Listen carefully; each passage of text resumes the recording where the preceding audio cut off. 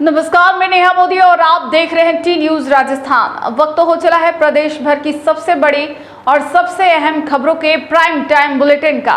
सबसे पहले नजर डालते हैं आज की बड़ी हेडलाइंस पर।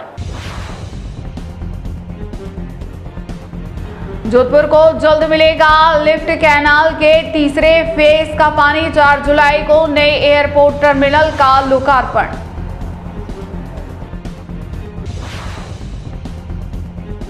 जेएनवीयू में फीस वृद्धि पर बवाल। एनएसयूआई और एबीवीपी दोनों का विरोध प्रदर्शन तेज।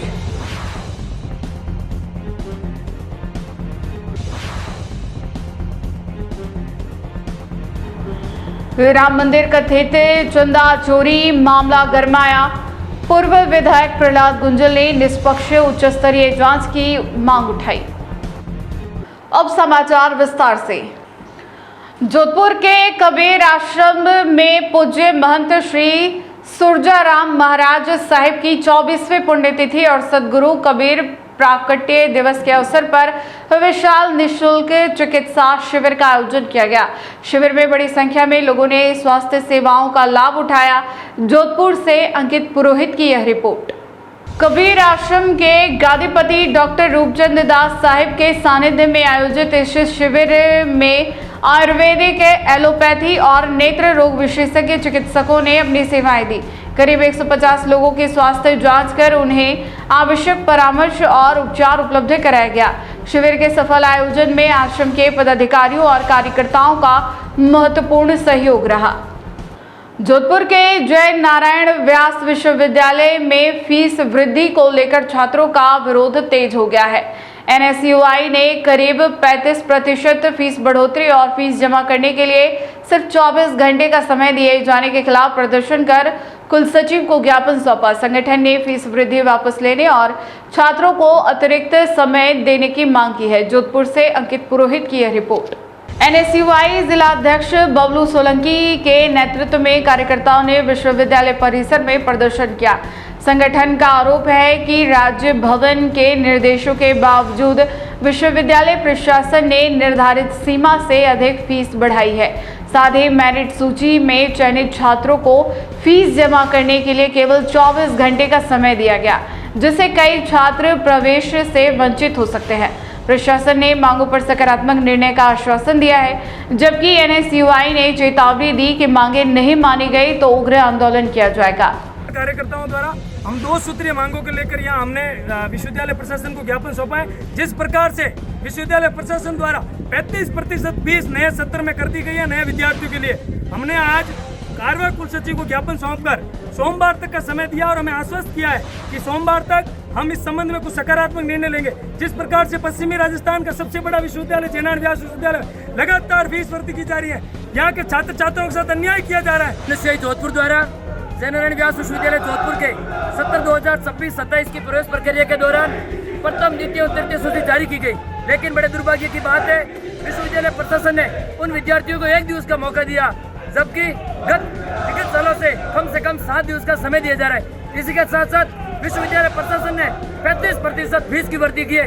इससे गत वर्ष एनएसयूआई ने प्रदर्शन किया, विश्वविद्यालय ने 35% फीस की वृद्धि की, तो विश्वविद्यालय ने कहा कि विश्वविद्यालय के पास में कुलपति और रजिस्ट्रार नहीं है, इस कारण हम इसका सकारात्मक निर्णय नहीं ले सकते। मैं विश्वविद्यालय प्रशासन को कहना चाहता हूँ, इस बार आपके साथ में वीसी भी है, रजिस्ट्रार भी है, फिर भी आपने राजभवन के आदेश की पालना को नहीं करते हुए किस प्रकार से विद्यार्थियों के फीस में वृद्धि की। हमारी स्पष्ट मांगे फीस वृद्धि को वापस ले जाए। द्वारा विश्वविद्यालय के मुख्य कार्यालय में आज हमने ज्ञापन सौंपा, जिसको जो पिछले कुछ दिनों से विश्वविद्यालय में चल रहे हैं, जो फीस वृद्धि हुई है विश्वविद्यालय में, और फीस वृद्धि के साथ साथ जो विद्यार्थियों को 1 दिन का समय मिल रहा है, 1 दिन का समय से मिल रहा है, फीस जमाने के लिए 24 घंटे का समय मिल रहा है, जहाँ पर 40% विद्यार्थियों फीस भी जमा नहीं करवा रहे हैं। पिछले कुछ दिनों में फार्मेसी डिपार्टमेंट में एडमिशन की प्रक्रिया चल रही थी, उसमें जो 60 सीटें थी उसमें 25 बच्चे ने एडमिशन नहीं लिया, क्योंकि बाकी विद्यार्थी समय के साथ पहुंच भी नहीं पाए। तो आज एनएसयू जोधपुर ने ये जो नई नियम निकाले इनके खिलाफ एक ज्ञापन सौंपा है और वार्निंग दी है कि अगर आने वाले सोमवार तक आप इस चीज़ को सही नहीं करते हो तो एनएसयूआई एक उग्र आंदोलन करेगी। जोधपुर में जेएनवीयू की फीस वृद्धि को लेकर छात्र आंदोलन तेज हो गया है। एबीवीपी ने फीस कम करने की मांग को लेकर कुलपति सचिवालय के बाहर प्रदर्शन किया। कुलपति के मौजूद नहीं होने पर कार्यकर्ताओं ने नाराजगी जताते हुए अनिश्चितकालीन धरना शुरू कर दिया। जोधपुर से अंकित पुरोहित की यह रिपोर्ट। एबीवीपी का कहना है कि फीस वृद्धि से हजारों विद्यार्थियों पर आर्थिक बोझ बढ़ा है। परिषद ने बढ़ी हुई फीस वापस लेने और छात्र हित में निर्णय करने की मांग की है। कार्यकर्ताओं ने चेतावनी दी कि जब तक मांगे नहीं मानी जाती तब तक धरना जारी रहेगा और जरूरत पड़ी तो आंदोलन को और तेज किया जाएगा। जयनारायण विश्वविद्यालय के द्वारा अभी जो यूजी की फर्स्ट और सेकंड लिस्ट आई है, उस लिस्ट के अंदर 40% फीस को बढ़ा दिया गया। बड़े दुर्भाग्य की बात है, बड़े दुख की बात है। पश्चिमी राजस्थान का सबसे बड़ा विश्वविद्यालय जिसे जयनारायण व्यास विश्वविद्यालय कहते हैं, जब दूर दराज से, गांव से, ढाणी से 500 किलोमीटर से युवा यहाँ पर पढ़ने के लिए आते हैं। उन युवाओं के भविष्य को बर्बाद करने के लिए 40% फीस की बढ़ोतरी कर दी है। आप मुझे बताइए, एक सामान्य परिवार से युवा यहाँ पढ़ने के लिए, गरीब कुटिया में रहने वाला बच्चा पढ़ने आता है, रिक्शे में पढ़ने वाला बच्चा पढ़ने आता है, उसकी फीस को बढ़ाया। आम परिवार कैसे एडमिशन ले पाएगा? उसके साथ में आपने एडमिशन के लिए फीस भरने के लिए 24 घंटे का टाइम दिया, जबकि फॉर्म भरने के लिए आप एक महीने का टाइम देते हैं। और 24 घंटे के अंदर एक आम परिवार कैसे अरेंज कर पाएगा फीस को? उसको बढ़ा के 5 दिन का टाइम दिया जाए और इस फीस जो 40% बढ़ाई है उसको कम किया जाए। राज्यपाल के आदेश के अनुसार आप महीने के अंदर, साल के अंदर 10% फीस बढ़ा सकते हो, लेकिन आप 40% फीस बढ़ा दें। आम व्यक्ति के ऊपर ये कुठार लगाते हैं। इस शिक्षा को व्यापार का केंद्र विश्वविद्यालय बनाना बंद करें, नहीं तो उग्र आंदोलन करेंगे। आज तो शांतिपूर्ण प्रदर्शन कर रहे हैं, आगे उग्र आंदोलन करेंगे अगर फीस कम नहीं। आपका परिचय? मोती सिंह जोधा, छात्र नेता जयपुर। अयोध्या राम मंदिर में कथित चंदा चोरी मामले को लेकर सियासत तेज हो गई है। कांग्रेस नेता और पूर्व विधायक प्रहलाद गुंजल ने उत्तर प्रदेश के मुख्यमंत्री योगी आदित्यनाथ को पत्र लिखकर पूरे मामले की निष्पक्ष और उच्च स्तरीय जांच की मांग की है। कोटा से ब्रजराज मीणा की यह रिपोर्ट। कोटा से कांग्रेस नेता प्रहलाद गुंजल ने आरोप लगाया कि राम मंदिर ट्रस्ट के पदाधिकारियों ने इस्तीफों से मामले को दबाने की कोशिश हो रही है। उन्होंने मांग की कि कथित चोरी में शामिल सभी जिम्मेदार अधिकारियों की भूमिका की निष्पक्ष जांच हो और दोषियों के खिलाफ सख्त कानूनी कार्रवाई की जाए। गुंजल ने इसे करोड़ों श्रद्धालुओं की आस्था से जुड़ा मामला बताते हुए पारदर्शी जांच की मांग की। सनातन की बात करने वाले लोगों के लिए इससे बड़ी शर्म की, लज्जाजनक और सुल्लूवर पानी में डूब के मरने की दूसरी बात नहीं हो सकती। राम मंदिर का चंदा और दान पात्र में से चोरी हो जाए और उस जगह जहां पर सनातन के व्यापारी गेरुआ वस्त्रधारी मुख्यमंत्री हो, अगर आप से अपराधी, वास्तविक अपराधी पकड़े नहीं जाते तो नैतिकता के आधार पर योगी जी आप इस्तीफा दीजिए। क्या कर रहे हैं आप? केवल छोटे लोगों को पकड़कर, कर्मचारियों को, जो बड़े लोग चंपत राय और मिश्रा जिनका केवल ट्रस्ट से इस्तीफा ले लिया और जिम्मेदारी से मुक्त हो गई, ये नहीं चलने वाला। पूरा देश इस बात की मांग कर रहा है कि चाहे चंपत राय हो, चाहे आजीवन ट्रस्टी मिश्रा हो, जो लोग बिना मगरमच्छों के मछलियां अपराध करेंगी, जो इसके बड़े मगरमच्छ हैं जिन्होंने राम मंदिर का चंदा खाया है, दान पात्र की पैसे की चोरी की है, जेल की सलाखों के पीछे होने चाहिए। क्या राम के नाम का व्यापारी करना जानते हो? अब ये तो ऐसा लगता है कि तुम्हारा काम ही सत्ता और पैसा है। राम के नाम का व्यापार करके तो तुम सत्ता में आ गए और राम का चंदा और राम का दान उसकी चोरी कर रहे हो। अगर सत्ता और पैसा ही मकसद है तो ये देश तुम्हें सबक सिखाएगा। जोधपुर के लिए रात भरी खबर है। केंद्रीय मंत्री गजेंद्र सिंह शेखावत ने दावा किया कि अगले 3 से 4 महीनों में लिफ्ट कैनाल परियोजना के तीसरे फेज का पानी जोधपुर तक पहुंचने लगेगा। साथ ही उन्होंने जोधपुर एयरपोर्ट के नए टर्मिनल को पश्चिमी राजस्थान के विकास की नई आधारशिला बताया। जोधपुर से अंकित पुरोहित की यह रिपोर्ट। जोधपुर में मीडिया से बातचीत के दौरान केंद्रीय मंत्री गजेंद्र सिंह शेखावत ने कहा कि लिफ्ट कैनाल परियोजना का तीसरा चरण अंतिम दौर में है और अगले 3-4 महीनों में इसका पानी जोधपुर पहुंचेगा। उन्होंने आरोप लगाया कि पिछले सरकार ने परियोजना को वर्षों तक लंबित रखा। शेखावत ने कहा, परियोजना पूरी होने से शहर और ग्रामीण क्षेत्रों में पेयजल आपूर्ति में बड़ा सुधार होगा। वहीं जोधपुर एयरपोर्ट के विस्तार को उन्होंने क्षेत्र के विकास के लिए मील का पत्थर बताते हुए कहा कि 4 जुलाई को प्रधानमंत्री नरेंद्र मोदी इसके लोकार्पण के साथ विकास के नए दौर की शुरुआत करेंगे। रेवेन्यू के किसी कोर्ट केस को लेकर के इशू है, लेकिन उसके लिए भी आवश्यक निर्देश दिए हैं कि वो भी भर जाए, ताकि आने वाले साल में हमको पानी की उपलब्धता को लेकर के क्लोजर के समय में भी किसी तरह की चुनौती और संकट न आए। लिफ्ट कैनाल के तीसरे फेज के लिए एक क्रिटिकल इशू अभी शेष है कि मेन कैनाल के ऊपर से एक ट्रस बना करके उसके ऊपर से एक ब्रिज बना करके उसके ऊपर से पाइपलाइन को क्रॉस कराना है। मैंने सुबह उसके लिए भी निर्देश दिए हैं कि आने वाले 1 महीने में उसको पूरा कर दिया जाए, ताकि आगे इस काम में किसी भी तरह की बाधा और अवरोध न हो। लेकिन तीसरा फेज लिफ्ट कैनाल का बनने के बाद में जोधपुर शहर की आपूर्ति की गुणवत्ता में और गाँव की ग्रामीण जो है जोधपुर की आपूर्ति की गुणवत्ता में निश्चित रूप से क्वांटिटेटिव मात्रात्मक परिवर्तन आएगा। लगभग 80 के दशक के शुरुआत से लेकर राजस्थान का यमुना के जल में जो एक हिस्सा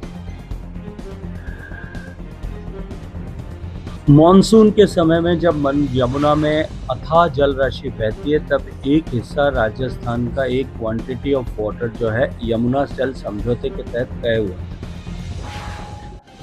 और वो बरसात के 45 दिन में उसको ड्रॉ करके राजस्थान के शेखावाटी क्षेत्र में, चूरू में, झुंझुनू में, सीकर में पेयजल के लिए और कुछ हद तक इरिगेशन के लिए उसका उपयोग इसका एनविसाज किया गया।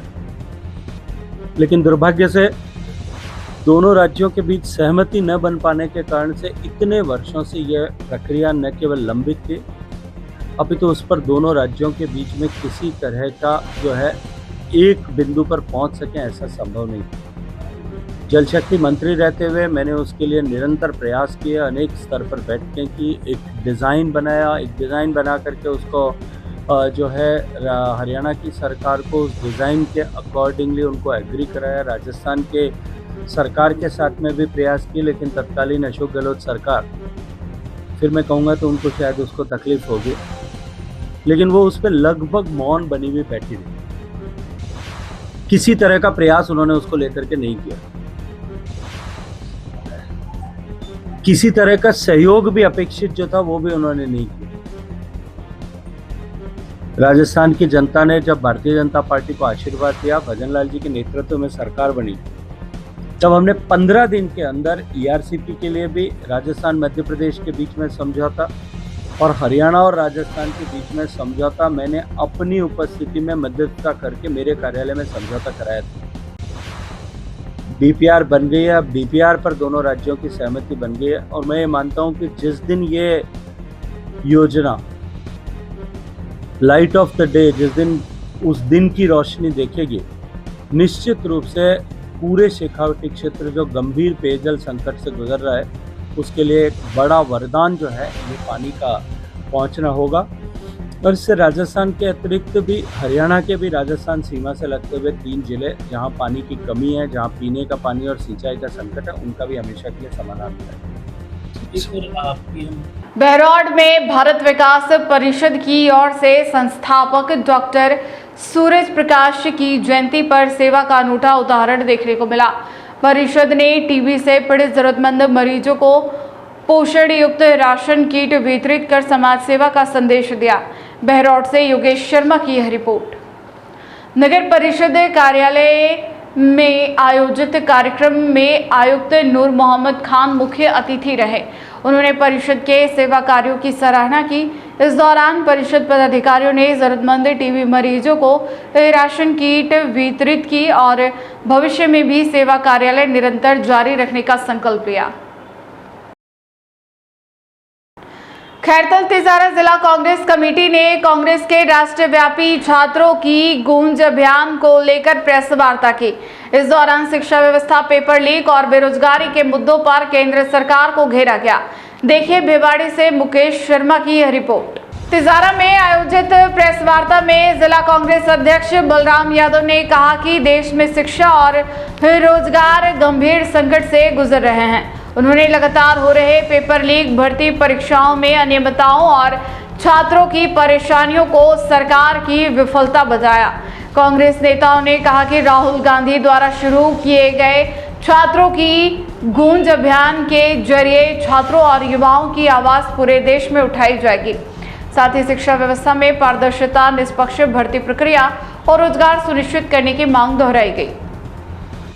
देखा होगा कि एक रिश्वत लेते हुए जो व्यक्ति पकड़ा गया वो माननीय किरोड़ीलाल जी का बड़ा खास आदमी है और किरोड़ीलाल जी उसको मेवाड़ यूनिवर्सिटी के अंदर स्टूडेंट बना करके ले गए थे जब मेवाड़ यूनिवर्सिटी के अंदर छापा डाला और वो ही स्टूडेंट आज किरोड़ीलाल जी के नाम से 1.5 करोड़ रुपए की रिश्वत लेते हैं। इतने बड़े खुलासे हो रहे हैं, इतनी बड़ी चीजें सामने देखने को मिल रही है, उसके बावजूद सरकारें मौन हैं, जवाबदेही खत्म हो गई है।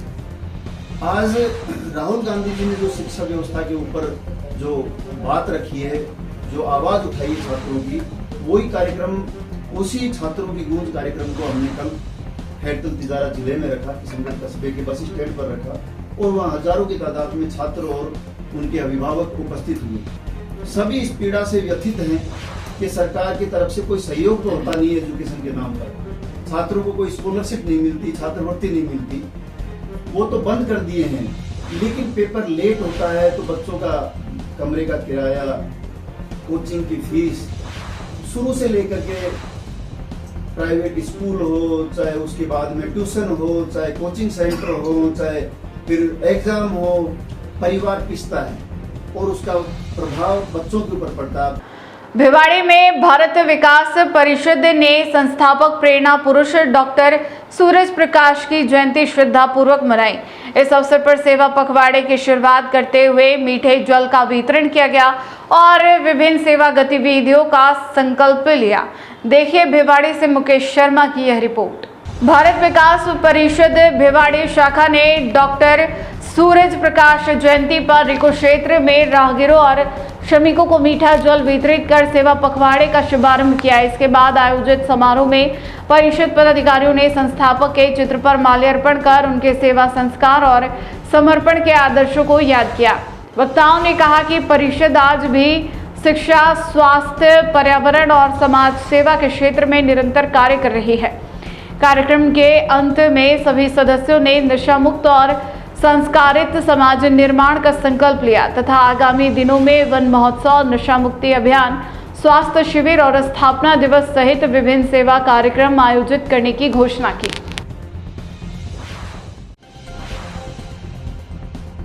फिर से नजर डालते हैं आज की टॉप सुर्खियों पर।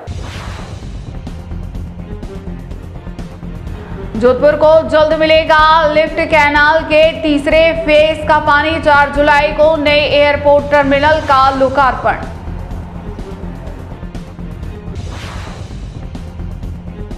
जेएनवीयू में फीस वृद्धि पर बवाल। एनएसयूआई और एबीवीपी दोनों का विरोध प्रदर्शन तेज।